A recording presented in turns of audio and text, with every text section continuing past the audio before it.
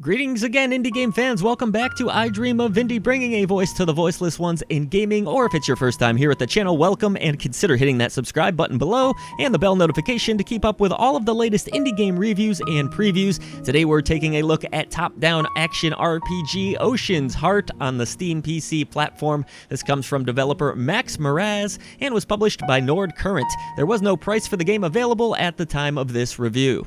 Link to the Past was a great game for its time, and it still really is a timeless classic. I absolutely loved it when I was growing up, so needless to say, Ocean's Heart certainly conjured up some emotional memories on that level for me. But at any rate, let's get into the story here, which is about a young girl named Tilia who's living peacefully with her family in a small village, as many of these games tend to start out. One day, Tilia's father sends her out to some ruins on a fetch quest, but when she returns, yeah, you guessed it, her village has been attacked. This seems to be the work of pirates, and unfortunately, they've captured your friend Hazel. Your father, being a Navy man, decides to go after the pirates and save the girl, claiming he will return in a week or two. But unfortunately, a week or two turns into 6 months, which leads to Tilia finally setting off to find out what's happened to not only Hazel, but her now missing dad.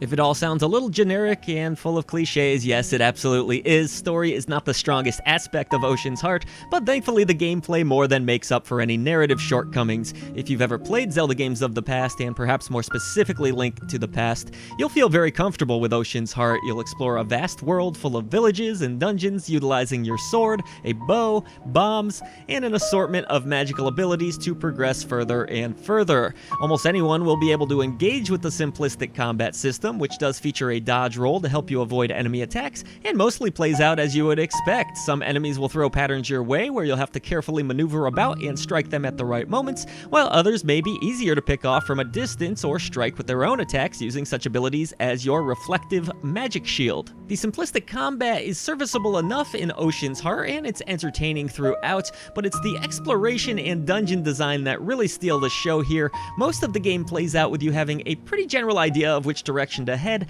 and thankfully you do have a useful map that will guide you along the way. Some villagers will also seek your attention and toss side quests your way should you talk to them, and completing these will generally net you crowns, the game's currency. These crowns can then be spent in villages across the lands to upgrade your sword, bow, and armor, as well as to purchase healing items, and of course you can rest in inns, as you will take a lot of damage on the overworld. Well, at least it's likely you will if you're anything like Ole Gamer Joe here.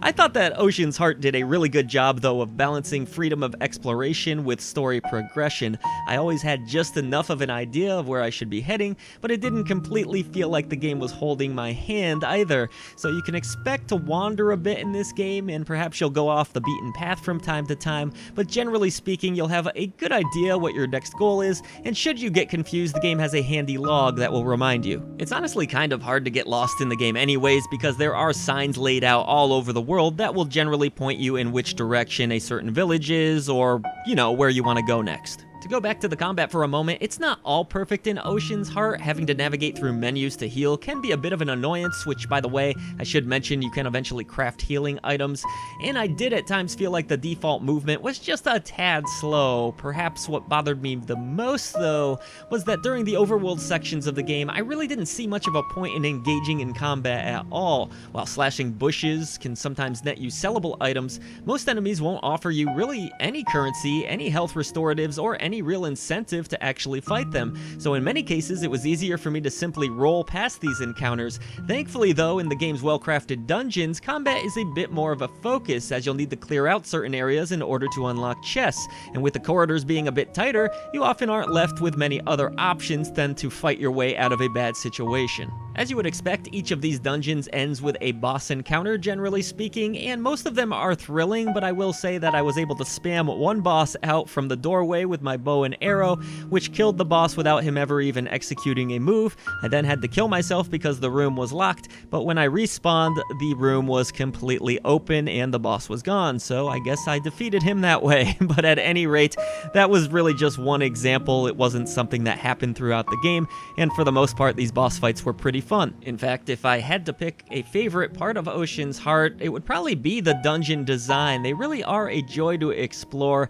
There are plenty of tricky switches to be flipped, obstacles to avoid, light puzzles to solve, enemies to clear, everything that you would expect, but I absolutely love them. On the whole, the simplistic top-down combat is effective enough, side quests do feel rewarding, and I loved all of the different dungeons. Just don't expect an endearing storyline in Ocean's Heart, and you'll be just fine with things. It's also nice that you can travel this world really easily with a fast travel system that has you sailing about in a flash. I thought that was well executed as well. In terms of visuals, what can I say? I fell in love with the look of Ocean's Heart. I'm a sucker for beautiful pixel art, and this game has plenty of it. What a joy to look at. The villages feel alive, the oceans are vast, and just about everything in the game is charming, from the cute pixelated villagers to the skeletons and the other baddies that you'll come across. It really is reminiscent of Link to the Past or even the original Zelda in a lot of ways, but I did fall in love with it. I loved all of the different dungeons, the animations, like opening a new treasure. It's a visual package that complements the gameplay well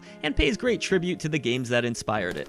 I also found that the soundtrack was pretty effective for the most part. Darker, more atmospheric dungeon tracks steal the show, but the overworlds do feature peaceful melodies that are well orchestrated. You won't find anything in Ocean's Heart as memorable as that classic Zelda theme, of course, but to be fair, could any video game song be that iconic? So overall, I enjoyed most of these songs, and I think the sound effects such as the slashing into enemies, falling into water, and of course the sound of money leaving your wallet, which you'll hear a lot of, are all retro-inspired and very well done. So Ocean's Heart, yeah, what a lovely, cute little tribute to a genre of games that I absolutely love. The gameplay is well crafted for the most part, the pixel art looks wonderful, and the sound design is a real treat for the ears. While I do wish the developers paid a little more attention to the writing and overall narrative, and I had my qualms with the gameplay in spots, at the end of the day, it really didn't bother me all that much, and that's because Ocean's Heart is just downright fun, and that's why I play video games in the first place.